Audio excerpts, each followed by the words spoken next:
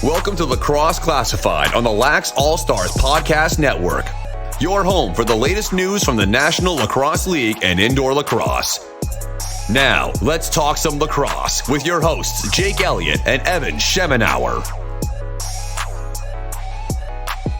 What's going on, lacrosse fans? Welcome back to the Lax All-Stars Podcast Network.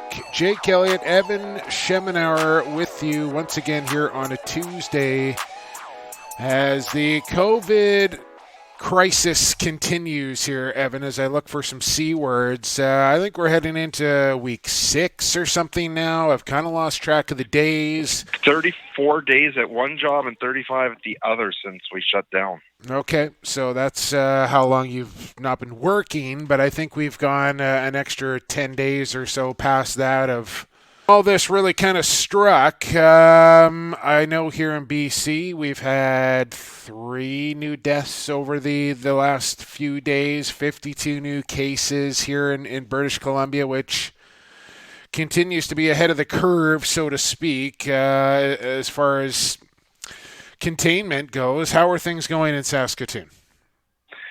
Only, 3 new cases or something today. It's not that many, but the interesting thing was that the Premier, about a week ago, came out saying, we're going to start looking at when we can start opening things up, and he got such backlash on that one that looks like they're going to might open golf courses, but with one person in a cart and have to keep your social distancing. But I think the message has come across finally that we're going to be okay just sitting back for a little while. Yeah, I watched Dr. Bonnie Henry, who I have come to rely on maybe more than anybody else, not just in British Columbia, but as a whole. She is so calming and intelligent, and just the way she delivers the message and her information, it's really unbelievable. And I fret to think where our province would be without her leading this charge. But I think you're right. I think we're going to be. It's still going to be a while. I've started to see these protesters and what have you pop up throughout the South, and even here in Vancouver, I saw some Nimrod leading about 100 people downtown trying to. I mean, I get it. People want their lives back, and even on social media, I saw the curve's flattened. No, it's not. It's flatter, and it's starting to head in the right direction, but it is far from flat. And my biggest fear out of all this, Evan, it's getting sick and people that I know and love getting sick, and even the potential of dying. It's that we're going to go through all of this, and then people are so eager to get back on the horse and get their lives going and get everything back to normal again, that we're going to go through this again. So I just hope people can stay the course and stay patient and just get through this the first time the right way. Yeah, it's like Tracy's about to become a frontline worker tomorrow. So, it's tough for me because my kids are going to be staying with their mom, right? We're not chancing it. But, it was the right thing for her because she had been trying to get this job for years, and it took a pandemic for her to get it. But, no, she's not going to be going into COVID patient rooms and dealing with things, but still a little scary. It's just, we never know in that hospital where things will transmit to. Yeah, that is pretty hardcore, man. This is a Lacrosse Classified podcast. It's about box lacrosse, I promise you. Listen, these are the days and times we are living in, and it needs to be discussed, and we have a forum to do that, and I'm going to take advantage of that on a weekly basis here to share my thoughts, my opinions, and hopefully educate a little bit as well for people that just don't seem to quite get it. Episode 76, Evan, we got a good show for you coming up here. Glenn Clark, head coach, general manager of the New England Black Wolves, Evan, who We got a little message in our DMs on Lax Class encouraging us to give the Black Wolves a little more attention. You had a very poignant response. It was a heartfelt message. I'm not going to name any names, but we appreciate that sort of thing. We took it the exact right way that you wanted us to, and we appreciate that. I hope you appreciate the response, and my response is going out and getting a New England Black Wolf, both the head coach and the general manager, on the program here for episode 76. Glenn Clark will join us in about 10, 12, 15 minutes from now to talk all things Black Wolves, and who knows what else we will get in there with the professor. Well, and of course, the first place New England Black Wolves win the season.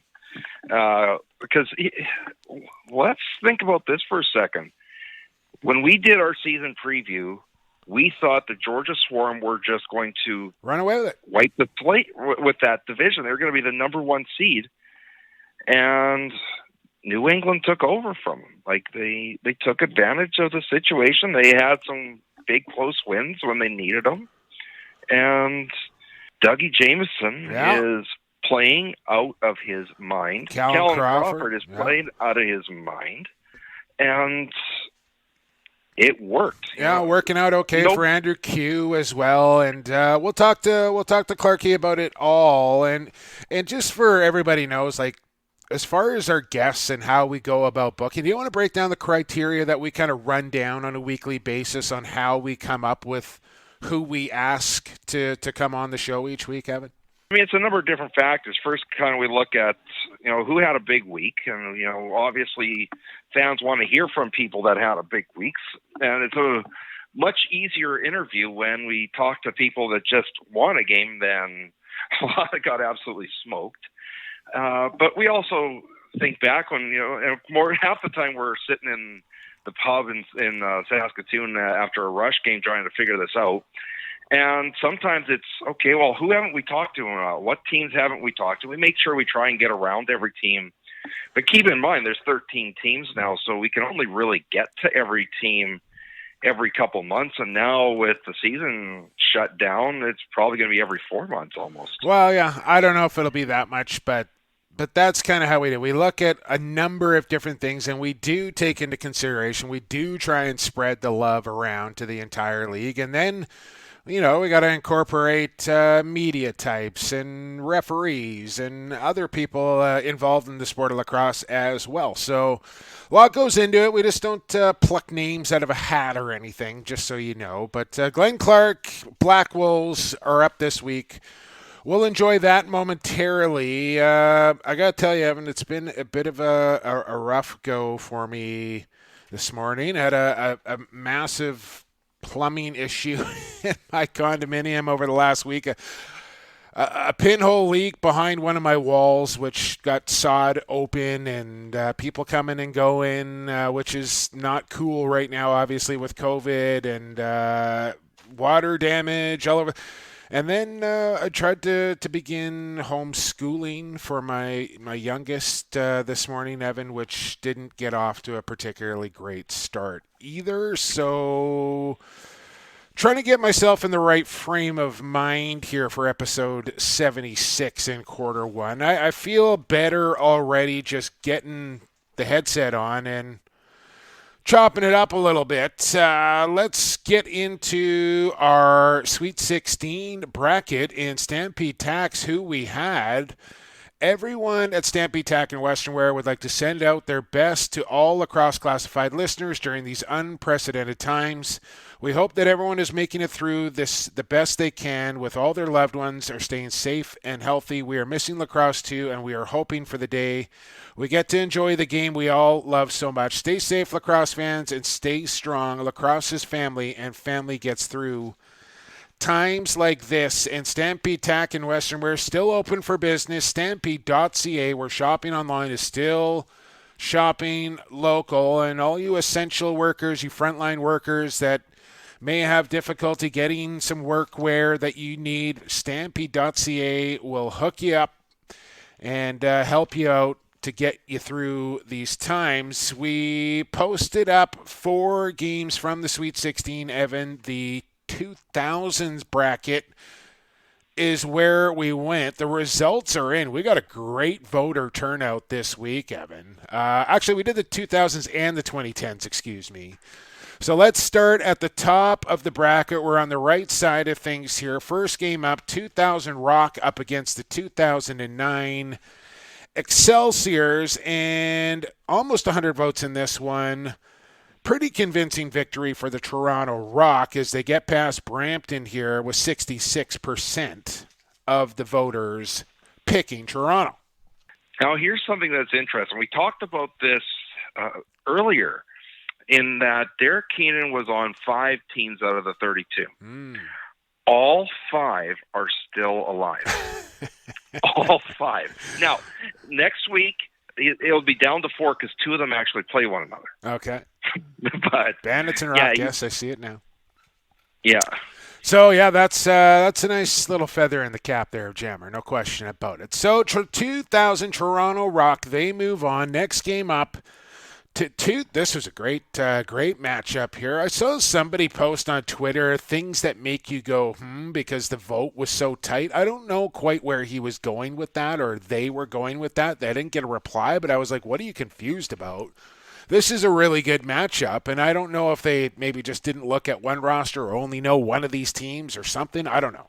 Anyways, 52% Coquitlam, 2001 Man Cup champion Adnax with 98 votes. 52% Coquitlam gets past the 09 Roughnecks into the Elite 8.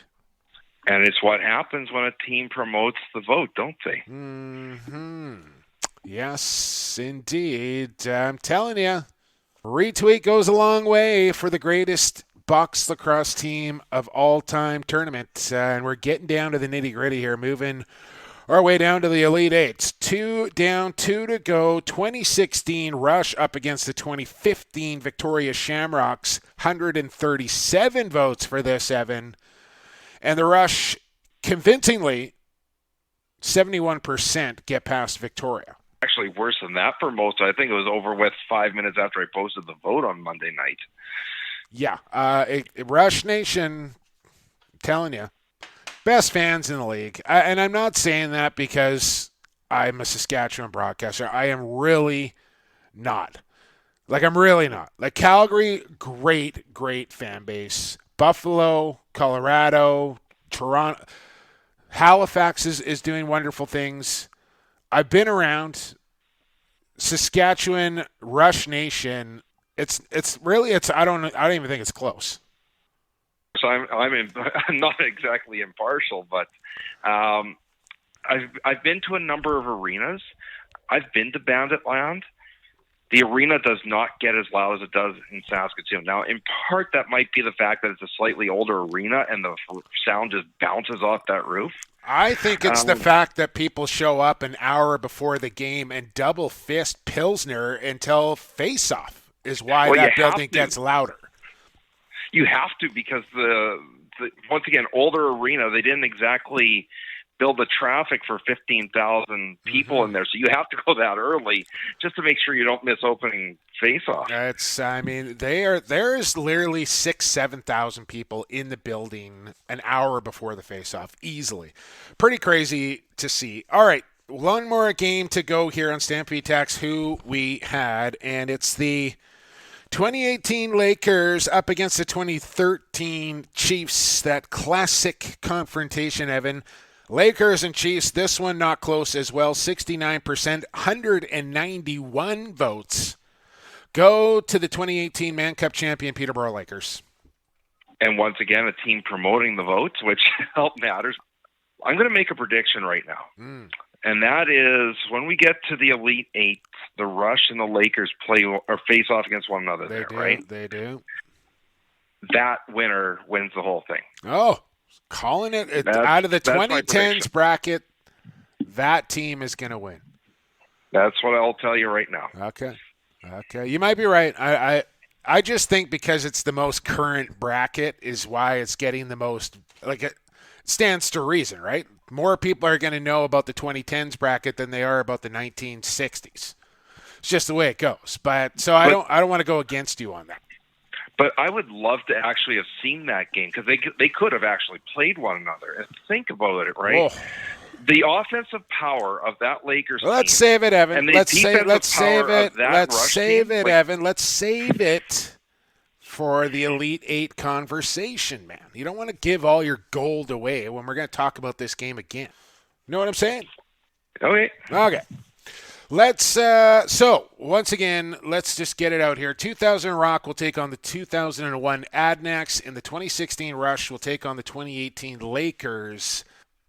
4 out of the 8 teams punched their ticket. We will put up the next 4 games here coming up in quarter 4 of who you got. Let's take a break and let's get the head coach and the general manager of the New England Black Wolves on to the podcast next. You're listening to episode 76 of Lacrosse Classified on the Lax All-Stars Podcast Network. Associated Labels and Packaging, a fun family company that offers premium quality labels and packaging with unparalleled service. With 40 years of experience, an extensive product catalog, and an ever-growing fleet of equipment, Associated Labels and Packaging is the perfect fit to take your labels and packaging to the next level. This is Robert Church from the Saskatchewan Rush. You're listening to Lax Class, your go-to source for all things NLL and box lacrosse. Welcome back to Lax Class on the Lacrosse All-Stars Podcast Network. You just heard from Associated Labels and Packaging, still open for business down there in Coquitlam as well. They're cranking out all sorts of new products.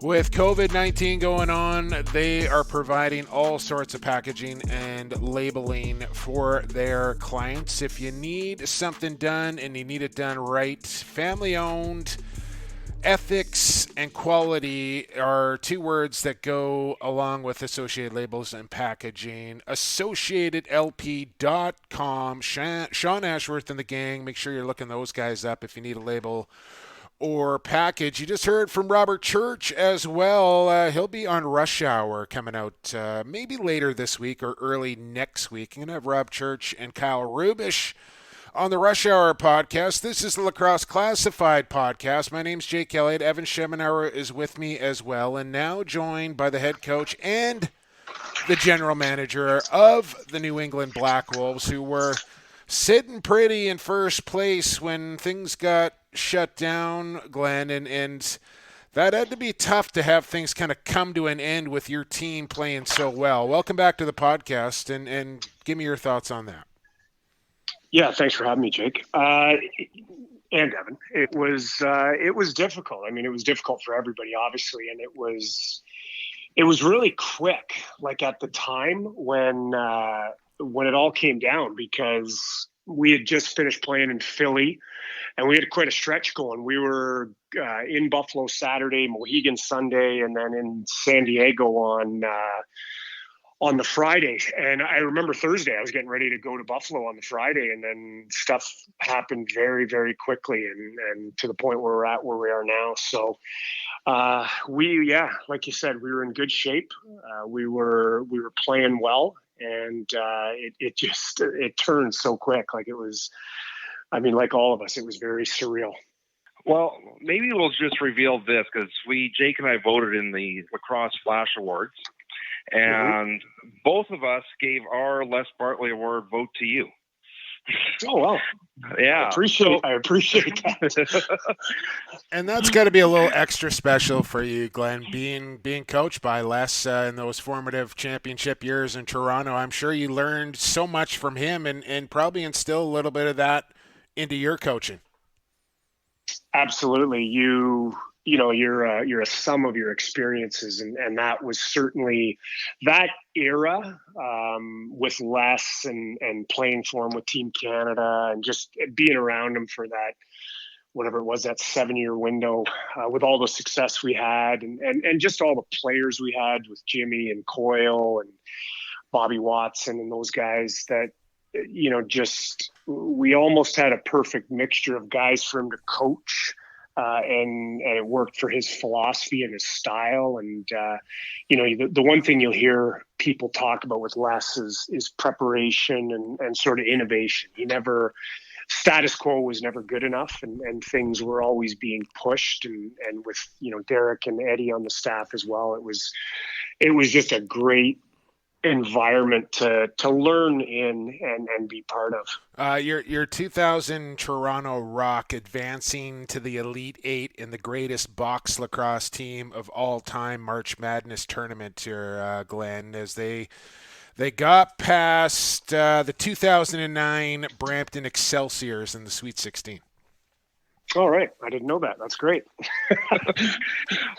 Well, one of the big differences this year is Doug Jamieson. You got a goaltender who was, say, middle of the pack a year ago to one of the elite goaltenders this year. What changed between last season and this season that his game just amped up the way it did? I mean, I think it's maturation.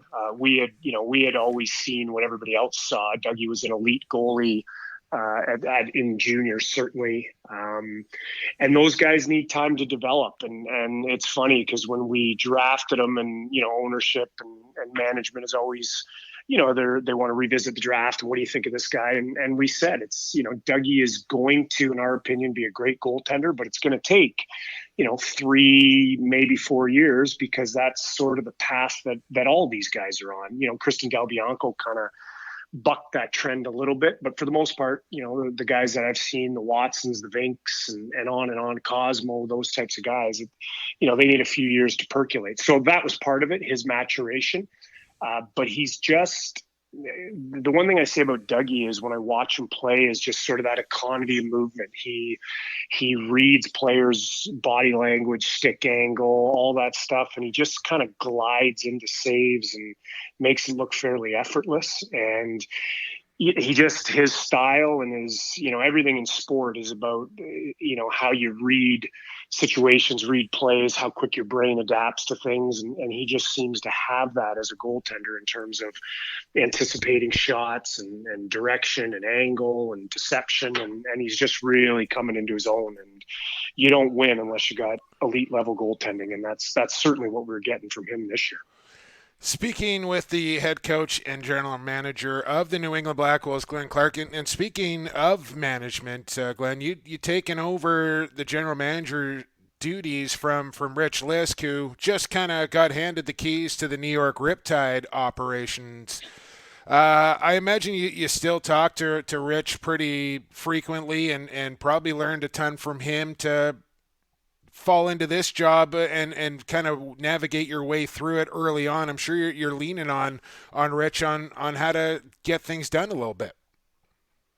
Absolutely.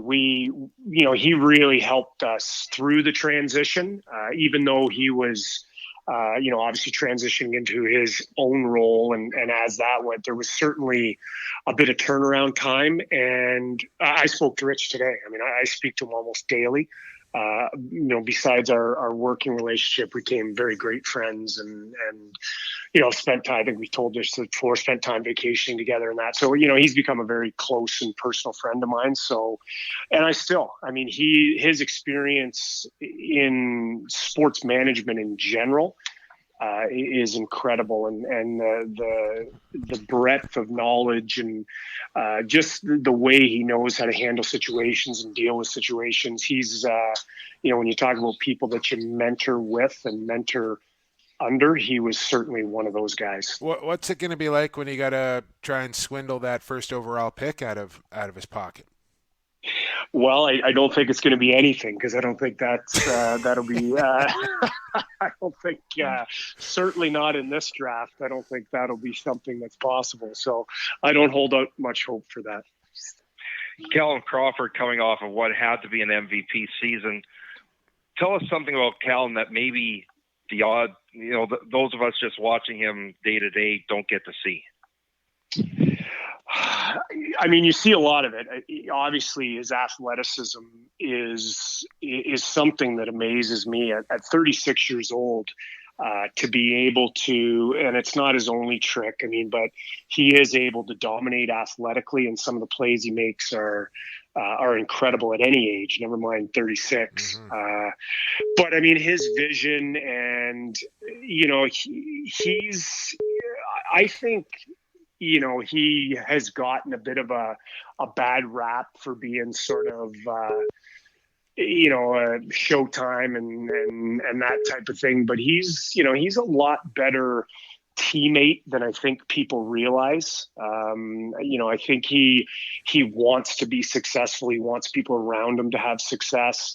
And from a coaching standpoint, I mean, I have no issues with in terms of, his buy-in and what he wants to bring to the table. I mean, he's certainly a competitor and has opinions and that, but that's something that I kind of covet from high-end players, because we don't operate in a vacuum, and we need everybody to be sort of part of the solution. And we've had a great relationship in terms of coach and player.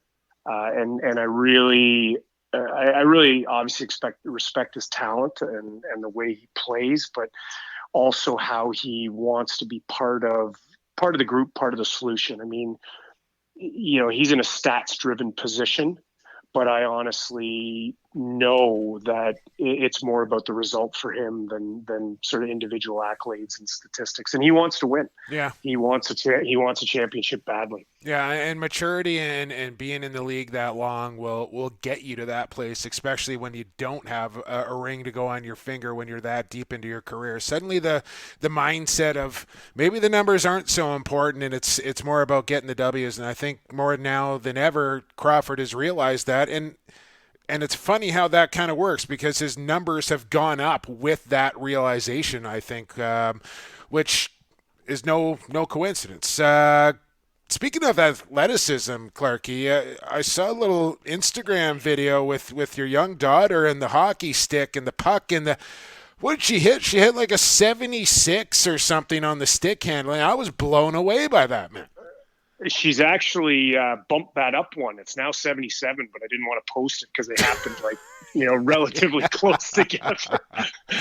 It is one of the, I said this in our household, my wife's a good athlete and my son's played sports and are good athletes as well. But I'm like, that might be the most incredible athletic feat in our whole family. To get to that. Super impressed. I was like, holy cow. I was really, really impressed by that. People don't know what we're talking about here, but just paint the picture, if you will, on what she's doing. It's a little training tool called the Super Deker that a lot of people have, and it's basically a 45-second window interval with a random pattern of lights that light up, and you just kind of move the puck over the sensor and you get a score. Well, she's gotten to the point where she gets 77. And just to put it into perspective, I mean, my high score is 54. And I've tried, and I can't even, that's 23 less than her. And I mean, I was I played university hockey. I played some minor pro hockey. I still play hockey. And I can't even get close. Unreal. It's And how old is she? How old is she? 9. Oh my God. Oh my God. Oh, I know. It's incredible. Guest that we had on a couple of months ago, Joe Nardella, face-off specialist that needed to develop a defensive game. How are you feeling at this stage as to the development of his defensive game? Really good. And, we had Joe at camp a couple of years ago. And didn't make it, and he sort of committed to playing in some of the Boston Box League and some other leagues, and even in camp. I mean, our dialogue with him and our expectations was, it's always going to be D first mentality. I mean, you have a special skill which can translate into other areas, because ball possession is important, has its importance, but it's not. I'm of the philosophy that, you got to be able to play as well. So, we told him that, we explained that to him, we worked with him, and he's been excellent, to be honest. I mean, his defense has not been an issue, has not raised any eyebrows with us. And obviously, great face off and just a badger on loose balls. Like he's a workhorse, and he's been a great addition to our group. And that was actually all Rich Lisk. Rich had sort of, kept an eye on him, watched him in the PLL, invited him to camp. They were both Rutgers grads, so I think that had a little bit to do with it. But that was all Rich getting him to camp, and he's been a great, real nice surprise. I mean, obviously we all knew how well he could do face-off wise, but defensively he's fit right in, been systematic, and hasn't hurt us. Now, of course, you got this extended layoff, the potential of playoffs to happen. How do you keep the team ready in the event the playoffs do happen? It's a challenge for everybody. We've been communicating through email a lot with guys. We've had a couple of conference calls set up just when there was, things that we could update, and just reinforcing the messaging of stay ready, take care of yourself. It's very difficult because access to facilities and those types of things are a challenge, which will be for all teams. So it's hard. It's really hard because I think we're, 6-7 weeks maybe out of our last game that we played. So obviously, we say all the time, you can't mimic game shape. And this is certainly amplified because you can't even mimic practice shape right now. So it's going to be a challenge, and there's a lot of ownership on the players. But the reality of it is, it's a very difficult process. And if we do have the opportunity to ramp back up to a playoff format or try and get a playoff in, it's going to be a compressed timeline of them getting their conditioning ready, getting back ready with film and game planning and prep and all that stuff. But it'll happen very quickly, and it's going to be a challenge. It's going to be a challenge for everybody. And I guess with that said, Glenn, it's the same for everybody. So there's no uneven playing field when it comes to that. Hey, listen, man, I appreciate the time. I hope you and the family stay safe and stay healthy. Your boy Julian Kolb told me that maybe there might be a little card game happening online tomorrow night, so I might see it on the felt if you're ready. Oh yeah, no, that's been a little Black Wolves wellness. We've been doing a little online Zoom chat and some poker games. So it's been a good distraction. Yeah, I might sneak in there if you allow an outside party into the den, so to speak. Well, I'll run it by the board of directors, and I'll see what they say, and then we'll evaluate as we go. All right, let me know. Thanks for your time. Be well, my friend, and appreciate you doing this. All right, you too, guys. Thanks, Jake. Thanks, Evan. Stay safe. That was the general manager and the head coach of the New England Black Wolves. Got himself a gold medal at the World Championships with Team Canada as well, Evan. And I think Glenn Clark, highly regarded as one of the best coaches in the game, and him being on Team Canada's bench and now moving into a management role as well just kind of reiterates that. No question. I mean, this is a team that had to be built over time, and it had to be matured over time. And like I said before, we did not expect New England to be in first place. We thought Georgia would run away with that division, and they didn't. Not the case. It was an easy pick for Coach of the Year in my mind. Absolutely. We'll run down the rest of the Lacrosse Flash Awards. We'll do it next in quarter 3. Keep it right here on episode 76 of Lacrosse Classified on the Lax All-Stars Podcast Network. A Vancouver Warriors game at Rogers Arena sounds like this. Jones shoots and he scores! Diving effort from Mitch Jones. Nothing's monotone. Lee and Beers go crashing into the crease. Nothing's boring. Now we're going to have a fight. It's the captain squaring off. And at Vancouver Warriors games, loads up. Nothing's offside. Tries a shot and he scores! Experience it for yourself. Vancouver Warriors tickets are available now. Tickets starting from $19.95. Visit VancouverWarriors.com/tickets today. This is Keegan Ball from the Vancouver Warriors. You're listening to Lax Class, your go-to source for all things NLL and box lacrosse. Back on episode 76, Jake Elliott, Evan Schemenauer, quarter 3 coming up. You heard right there, Keegan Ball, Vancouver Warriors, our good friends from Vancouver Warriors at VancouverWarriors.com. Where nothing is offside, Evan. What did I see on the Warriors website today? Let me just read this off of VancouverWarriors.com. This year we showed that the Vancouver Warriors, nothing's offside, and although there was still lots of hard-hitting lacrosse to be played and fun to be had, it'll have to wait as we come together to do what's best for the safety of our community. The Vancouver Warriors have left the turf for now, but the fight is not over. We will fight this new fight together alongside our families, friends, teammates, community, and alongside our local Warriors. The healthcare warriors, the first responder warriors, the grocery staff warriors, the firefighters, the police officers, the truck drivers, and all the helpful neighbors, all warriors, and we look forward to the next time we will see you back at Rogers Arena. The first game back is going to be one heck of a time. We promise you that, but until then, we would say there are plenty of local Warriors to cheer for, and I think that's well said by the Warriors organization. Once again, from them, from Stampede Tack, from us here at Lacrosse Classified, all our sponsors as well, thank you to all the first responders and frontline workers that continue to fight the good fight and keep us as safe and healthy as possible. 100%. And, without them, we would be in massive danger. They're putting their lives on the line. You hear these stories out of New York and other places where they've passed away, trying to fight for us. So, you have to respect that 100%.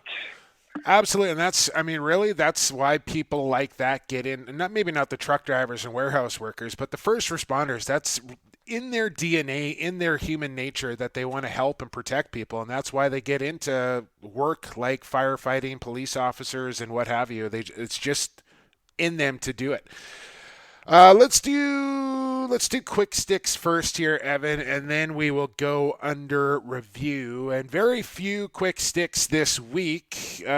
Junior C season back in Ontario, done, canceled. They will not play a season. WLA BC Junior Lacrosse here, May 15th. They will revisit the situation and continue to kind of monitor and listen to the officials in hopes of getting some semblance of a season in. Saskatchewan Rush donating 1,400 jerseys to workers around Saskatoon, 5th anniversary jerseys for them. So a nice little gesture there from the Urbans. And don't forget, all talk, no action every Friday coming out via the NLL social channels. Myself, Brad Challoner, Brendan Glasheen with no eyebrows, Teddy Jenner, Ashley Docking, and one lacrosse superstar, Pat Gregoire, along with Devin Caney, cranking out some content for you every single week with all talk, no action. Keep an eye out for that. And lastly, but not leastly, Evan, the Lax Flash Awards are out for the end of the year. And we've made our picks. Do you want to run these down in order? Let's get through them quickly. That's just you and I, and they'll be coming out in the next few weeks. But here's how we voted amongst the panel of 10 that were voting on this. So Rookie of the Year. Now, this is interesting. Connor Fields is eligible because he didn't play enough games last season. So my vote is from the Black Wolves, Andrew Q, and yours is Connor Fields. It is. It is. Yep. And I don't think you can have a wrong answer there. No. Q has, amongst the guys that were in this year's draft, was the standout so far. But Connor Fields is, he's up there, and he's only going to get better. Comeback Player of the Year, for you, Zach Greer, and for me, Dougie Jameson. For me, Dougie Jameson took that step from being an average goaltender to an elite goaltender. I know Comeback Player of the Year is sometimes a guy that, came from nothing and goes up to something. But when a guy elevates his game that much, I got to vote for him. All right. It's usually a guy that's had a pretty significant injury or been away for the game from a couple of years and has a triumphant return. But I see what you're saying. Continue on. Okay. Executive of the Year. You had Derek Keenan. I've got Paul Day. Paul Day, of course, has now, the first year was a struggle for the Wings, but he's now managed to build that team into a playoff team. But, I can't disagree with you. I think Derek Keenan gets underappreciated in this award. just because the Rush have been so good for so many years. Yeah, I can literally vote for him every single year. Right. So I did. Now, of course, as we stated before, Les Bartley Award, we're both going with Glenn Clark. No brainer. Goalie of the year, we're split on this one. You've got Doug Jamieson. I've got Warren Hill. And I don't know if either one of them's a bad pick in this situation. Yeah, I look at the numbers at the end of the day, Evan, and Dougie's got better numbers than Warren Hill. Transition player of the year. This is the one where, everybody seems to have a different player because the definition of transition is not necessarily, that well defined. I'm going with Mike Messenger. Some of these transition goals, especially the one against Logan Schuss, you just got to go in awe. But I can't disagree with yours in Challen Rogers. Yeah, overtime winner in Halifax for the Hammer as well. But for me, Challen Rogers, he might be in the conversation for best all-around player on the planet, Evan. Okay, I'm going with Graham Hossack on that one. Yeah, I said he's in the conversation, like Lyle Thompson, Hossack, Rogers. Which comes to an interesting question. They had that on the All Talk No Action this week. Yeah, well, you have to take a player to build your team around. Who do you go with for that player that you're going to build the future of your team around? Yeah, I mean, they said a player that's been in the league 5 years or less. Right. Man, for me, it comes down to Hossack, Thompson, or Del Bianco.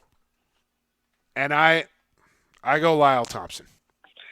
See, and I go with the Cyborg. And I guess my philosophy is if you take care of things on your own end, things take care of themselves on the other end. But, yeah. I mean, none of them's a bad pick. You could honestly put Lyle back on defense, and I think he'd be one of the best defenders in the league as well. Right. So, and everything that he stands for and represents as well, I don't know. I love the Cyborg, don't get me wrong. There's no bad pick. And you got to have a goaltender too. And if I'm starting in net, I'm going with the Phenom. So, Are we done? Is that it? No, the two more to go. Okay. Defender of the year. Now, we both had the same guy in the Cyborg. And to be honest with you, if he would have been my second place vote in MVP. Yeah. Agreed. And for the MVP, I think it's obvious for both of us, it was Calum Crawford. It was not obvious when we looked at this, say, a month earlier in the season, but in the last 4 games, Calum Crawford just elevated his game to another level and just put that team on his back. Yeah, and I don't know what the league's going to do as far as handing out awards.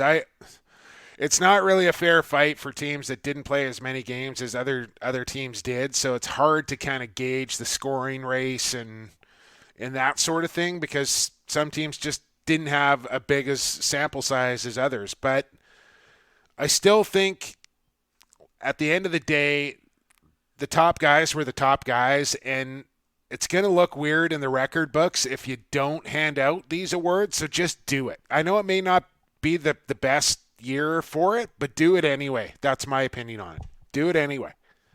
Yeah, and you can easily take, if you really wanted to go by points, you could go and average points per game. But the difference is, to me, MVP isn't a points race. No. It is who was the most important to their team actually doing well. Mm-hmm. And there's no question, without Calum Crawford, New England is close to a 500 team. Yeah. You're right. Evan, let's go under review.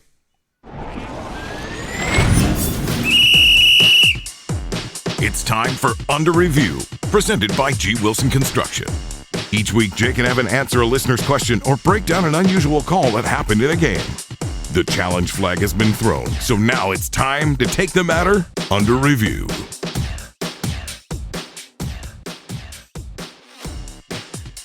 Under Review, brought to you by G. Wilson Construction.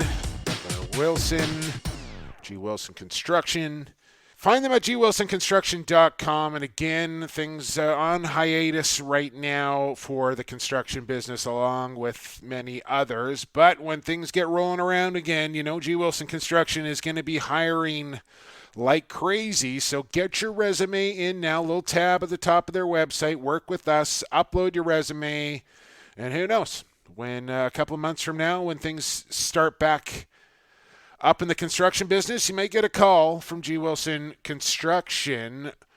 Under review this week, Evan, and we're going to discuss the potential scenario for the Man Cup. I think this is a little far-fetched in my opinion, but you've kind of worked something out here that may work for Major Series and the WLA. So the question really becomes, how late can some of these leagues go before they got to call things off? And, okay, Junior A, they could probably wait until July 1st. Now, that's going to mean a very shortened season, a very shortened playoffs to get to a Minto Cup. But July 1st, if they can't go by July 1st, that's done. I think Senior B is around the same time frame, really, because especially in Alberta, who's supposed to be hosting this thing, they can't play any time in the winter. That they're going to have to get done for the President's Cup, and they're going to have to start by July 1st to get their get any resemblance of a season and a playoff in. NLL, I'm thinking they want to get this done before the draft, which is mid-September. So if they're not going by September 1st, you can count out a playoffs. But here's a scenario that I put forward for the WLA and the MSL, and that is they could actually wait all the way until September 1st to start. It might sound a little crazy, but here's the thing. We were talking a few weeks ago about the history of the Man Cup. The only time it wasn't played for was in World War I. A couple of years in World War I, they didn't play it. But if the season were to start September 1st, now follow me on this one, it would mean that the WLA plays every game at the Langley Fieldhouse. It means the MSL plays every game at the track, because by September 1st, the arenas are converted to hockey arenas. But if they could do that, they could play a single round robin for a regular season. So 6 games, 5 games in the MSL. And then you could have a final amongst the best 2, or you could have a quick semifinal 1-game elimination if you wanted to. You would still have enough time. And the end date would have to be around the 20th of October, because after that, players are in camp for their NLL teams. If you could pull off a Man Cup, even if it was the best of 5, held at the track, you could still pull it off with September 1st. That may seem a long time out, and it may seem like it's a shortened season, and it may not feel right, but something's better than nothing. Yeah, I don't know. I guess. I don't know how it's going to all be okay by then. I don't see it. You're bringing in too many people, and you're talking about 40, 50, 60 people in a confined area banging against each other. The risk, I don't see it. Like, I think sports are literally done for, that may sound like a doom and gloom scenario, but I just don't think we're going to, especially not with fans in the building, but I don't know, man. I don't disagree with you. I mean, maybe a sport like golf could play earlier, right? Or tennis maybe could play earlier. I was saying this last night, we're so starved for sports content. I was watching handball last night. Yeah. Now, it's not to say handball isn't a fabulous sport, but I can't remember the last time I watched a handball game outside the Olympics, right? So, we all want something to happen, but it's got to happen with the right time. That is true. Quarter 3 is now complete, Evan. We got to get to break so we can get to quarter 4. Stampede Tack's Who You Got, left side of the bracket, pre-90s and 1990s are coming up. You can tell us. We'll put the votes up on Twitter as well. We'll break it all down when we return to episode 76 of Lacrosse Classified, right here on the Lax All-Stars Podcast Network. Pure Vita Labs is proud to bring you the highest quality sports supplements on the market. PVL products are 100% all natural with no artificial flavors, colors, or sweeteners. And the entire line is also Informed Choice certified. We designed all our products with the athlete in mind. We look forward to being a part of your athletic achievements, helping you push the bar higher, win at the highest levels, and set personal records for years to come. Hey, this is Box Lacrosse historian Steve Holroyd. You're listening to Lacrosse Classified on the Lax All-Stars Podcast Network. Growing the game, one podcast at a time. Welcome back to Lacrosse Classified here on the Lax All-Stars Podcast Network. Into the fourth quarter, no more breaks here on Lax Class. Jake Elliott, Evan Sheminar with you. Thanks for hanging out. Here for episode 76. Evan, we've got 4 teams into the Elite 8. Let's put up the votes here and play Stampede Tack. Who you got as we all do our part to fight COVID-19 and work our way back to normal one day. We know there are still some things out there you may need to get you through these times. If you need workwear or anything else, please remember Stampede Tack and Western Wear is open 24/7 online at stampede.ca, or you can call 1-800-745-5511 and we will try and help you out the best we can under these current working conditions. Thank you for all your support, lacrosse fans, as we look forward to being back on the floor with you again very soon. And once again, a big thanks to Stampede Tack for sponsoring the podcast and, of course, sponsoring Who You Got. Evan, who you got? Jake, who you got? Who you got? Who you got? Who you got? Who you got? Who ya got? Who you got? For the next 4 teams, we want to start at the top of the bracket here. Is that what we should do? Let's do it that way. Okay, Sure. Pre-1990s bracket, 1945, Burrards, Evan, going up against the 1960 Oshawa Green Gales. Who you got? Flipping the coin. Coin? Couldn't tell you. Okay. Gales would be the second team. Let's go to going the Green Gales. Are you still going to stand by your pick because you used the coin? Sure, what the hell. Green Gales it was on the coin flip. Don Stinson, Jimmy Bishop, and the gang, 7 straight Minto Cups. I don't see anyone beating the Green Gales here in this bracket, but you never know with our next matchup coming. But give me Oshawa here advancing into the Elite 8. Next game up, 87 Redmond up against the 62 New Westminster O'Keefes. Evan, who you got? Okay, I'm not betting against Derek Keenan at this stage because he keeps winning every damn time. So, yeah, I'm going with the Red.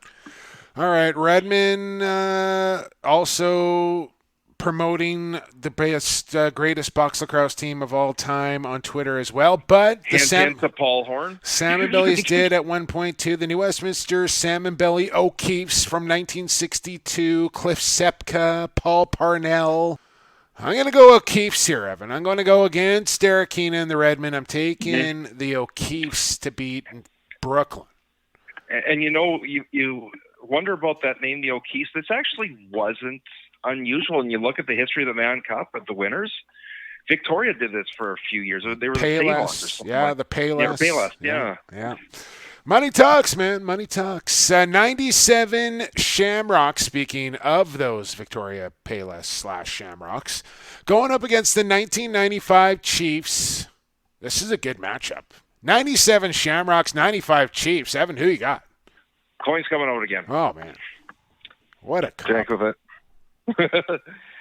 Can't pick. It is the Shamrocks. Ooh, man, 95 Chiefs. What a team. I'm gonna take the Chiefs here. I think they were just so loaded front to back. Shamrocks are a very good team in 1997. I know that firsthand.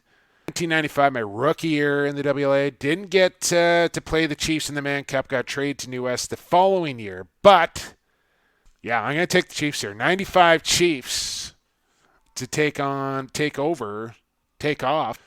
This 97 Shamrocks. One more game to go here, Evan. If you can't tell, I'm like out of it right now. I'm so exhausted. I'm losing my mind.